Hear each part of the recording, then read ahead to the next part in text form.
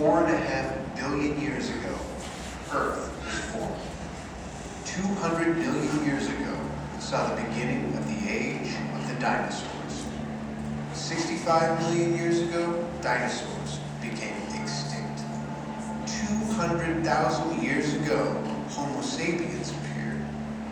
And 40,000 years ago, Ice Age animals first became trapped in the Brea Tar Pits. Since 1913, over 100 excavations at the Brea site have given us the world's richest collection of Ice Age fossils, dating from 12,000 to 40,000 years old.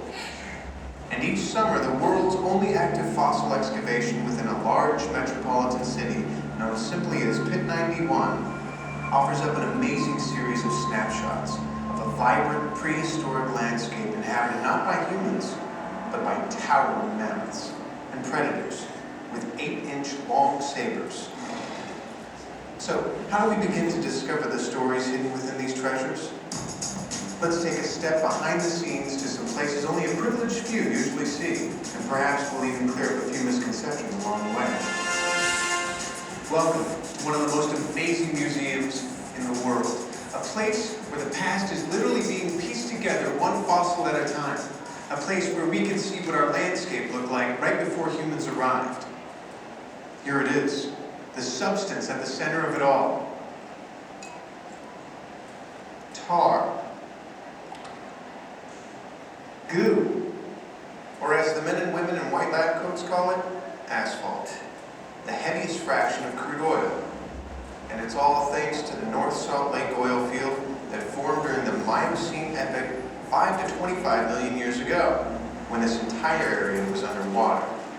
Aquatic organisms were deposited on the basin floor, and eventually, time and pressure converted this material into oil, which is still being forced up through the cracks in the Earth's crust, leaving us with the infamous black goo. The bubbles you may see are methane gas, also known as natural gas, the same gas that is piped into your home, except that gas has an odor added for leak detection.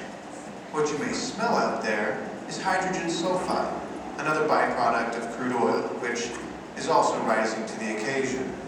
And while the asphalt may look like it's boiling, it's not hot. Don't be fooled though. This stuff has proven itself to be quite treacherous.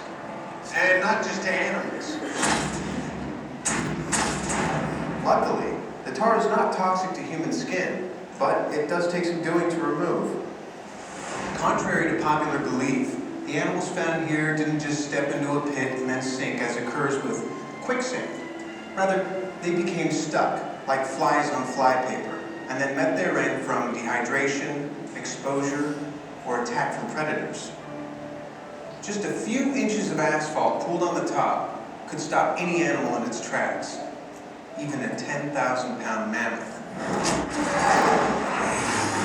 Once stuck, the animal's cries or scent might attract predators, such as a pack of dire wolves or the infamous saber-tooth. Then scavengers such as vultures would arrive. The tangle of bodies would attract insects and microorganisms until soon a whole food chain would perish together. Then, eventually, as the carcasses decomposed, the bones would shift and move from the asphalt and from trampling, forming a biological and geological stew. Yet, it wasn't like this was a daily, weekly, or even yearly event.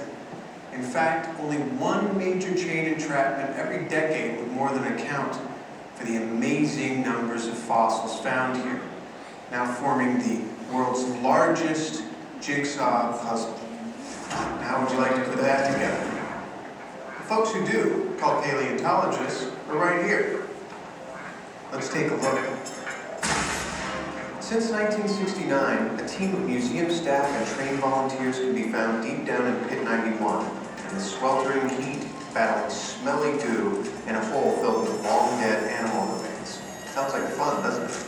Each season, they continue the process of taking measurements, photographs, and sketches as they excavate the fossils from the cone-shaped deposit.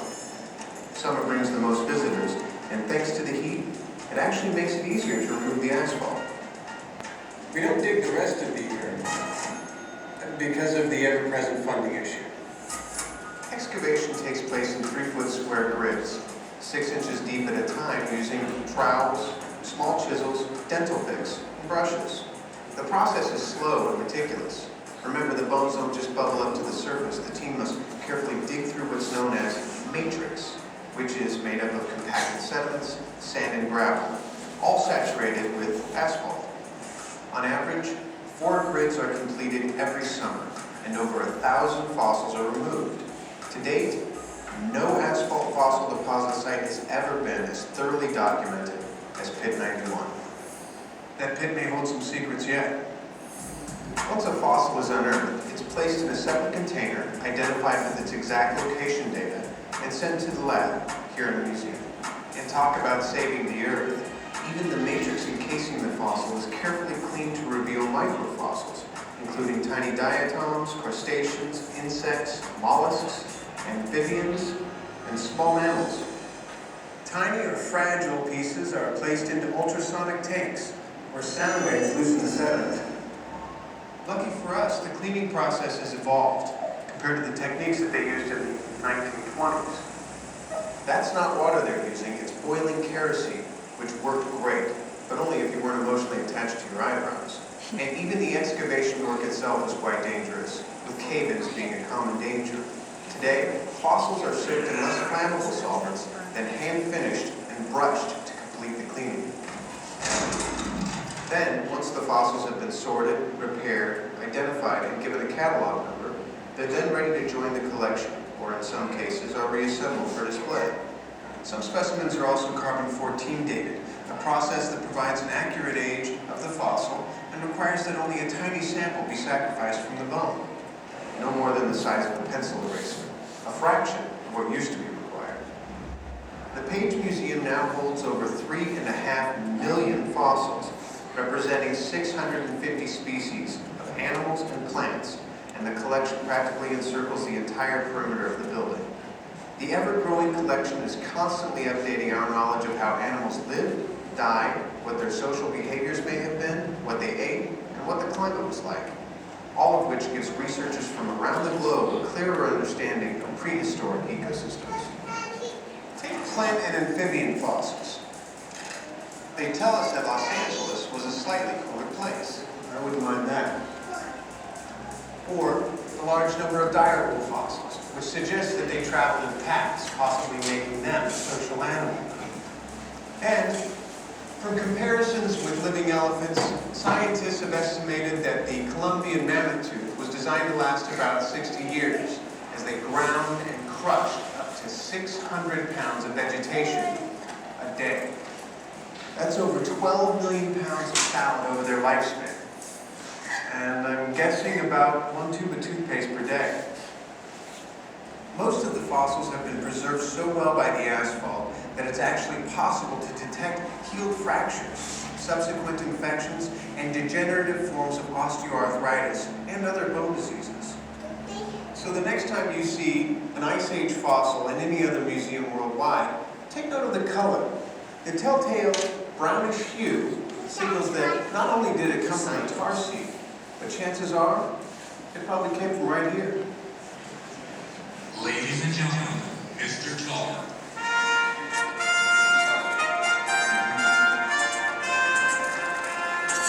Is it true you were used to pave the front of the San Francisco Opera House? The Native Americans used you as glue to make fish hooks, spearheads, and as a waterproof. And then scientists, animators, and artists from around the world come here to study your fossils? Did you really trap over 100,000 animals? Okay, we all know that asphalt can't talk, but I can. And yes, it's all true. The so-called tar did do all of those things. Over the past 100 years, the asphalt-preserved fossils have told us much about our distant past. And as Pit 91 continues to reveal new evidence, the fossil laboratory becomes our own unique darkroom, allowing us to study not just individual species, but what was once a whole vibrant and complex ecosystem.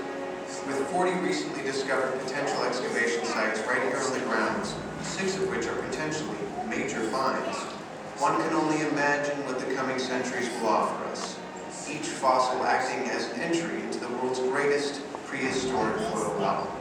giving us important clues to some of the biggest questions out there. What brought about the mass extinction of these animals? Illness, the ever-changing climate, or the arrival of humans? Who knows what future excavations will tell us next?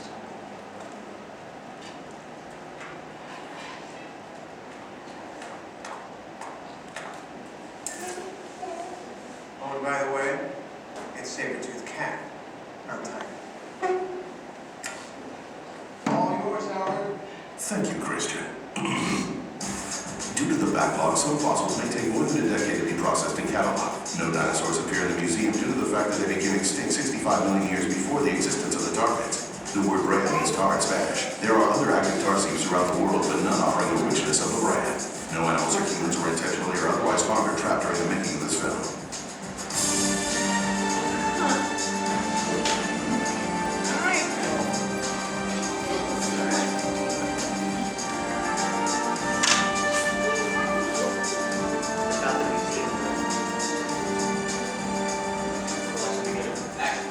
Folks who do, called paleontologists, are right here.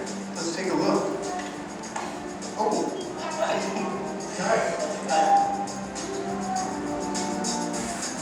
So what if this wasn't an animal? What if this was actually just a head of an alien? Okay, it's gonna start That was over. cursed.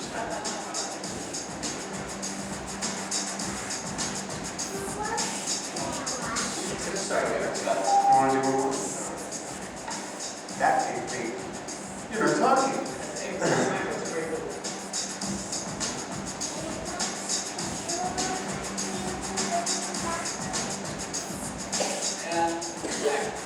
Don't dig the rest of the year because of the ever-present dollar radiation.